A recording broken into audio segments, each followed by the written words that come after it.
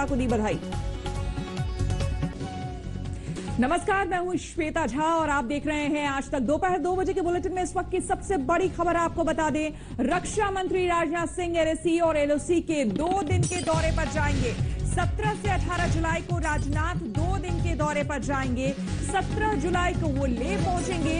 इसके बाद उनका अगला पड़ाव एलओसी होगा, जहां वो पाकिस्तान के खिलाफ सेना की तैयारियों का जायजा लेंगे। यानी कि भारत पूरी तरह से हर फ्रंट पर मुस्तैद दिख रहा है और किसी भी तरीके की कमी या नरमी बरतने को भारत फिलहाल तैयार नहीं दिख रहा है। अपनी तरफ से मुस्तैद और सतर्कता बरकरार। मंजीत नेगी हमारे संवाददाता हमारे साथ जुड़ रहे हैं ज्यादा जानकारी के साथ। मंजीत, ये दौरा एलओसी और एलएसी का रक्षा मंत्री का क्या दर्शाता है, क्या बताता है?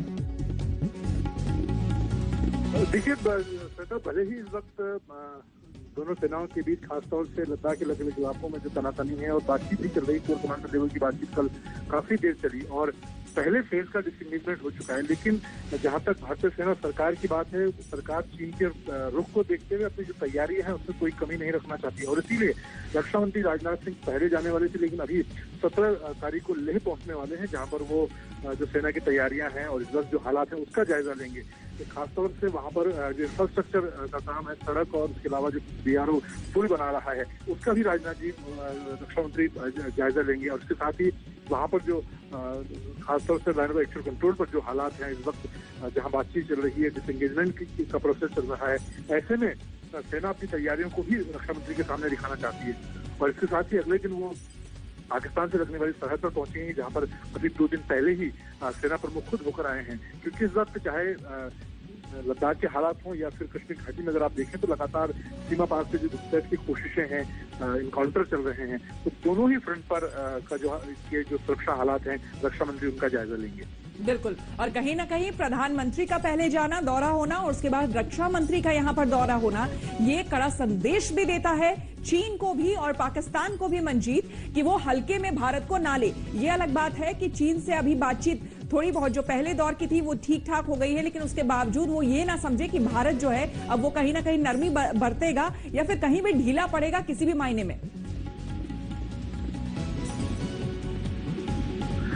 देखिए, जहां तक भारत की बात है, खासतौर से 15 जून गलवान की जो घटना रही है, उसके बाद अब इस वक्त जो बातचीत चल रही है और खासतौर से डिसएंगेजमेंट का जो प्रोसेस चल रहा है, उसमें भारत कहीं भी अपनी जो सैन्य तैयारियां हैं उसमें कोई कमी नहीं करना चाहता और इसलिए क्योंकि अभी भी अगर चीनी सेना की बात करें तो चीनी सेना ने लद्दाख के दूसरे इलाकों में, यानी कि रेयर का जो इलाका है, वहां पर अभी भी बड़ी संख्या में अपने सैनिकों की तैनाती की है। अपने जो बड़े बख्तरबंद वाहन हैं, टैंक हैं, उनकी मौजूदगी चीनी सेना की बनी हुई है और कल भी जो बातचीत हुई कोर कमांडर स्तर की था, उसमें भारत का यही कहना था कि चीनी सेना को अपने जो परमानेंट लोकेशन है, अप्रैल की जो स्थिति, उसमें वापस लौटना होगा और इसीलिए भारत भी अभी फिलहाल अपनी जो सैन्य तैयारियां हैं उसमें कहीं कोई कमी नहीं रखना चाहता और इसीलिए रक्षा मंत्री का दौरा काफी मायनों में अहम है। इस वक्त जो लाइन ऑफ एक्शन कंट्रोल पर जो हालात हैं और सेना की जो तैयारियां हैं, खासतौर से चीन का जो विरोध रहा है इंफ्रास्ट्रक्चर को लेकर, उसका भी जायजा रक्षा मंत्री लेंगे। बिल्कुल, साथ ही आपसे समझना चाहेंगे मंजीत कि कल जो लेह का दौरा करने वाले हैं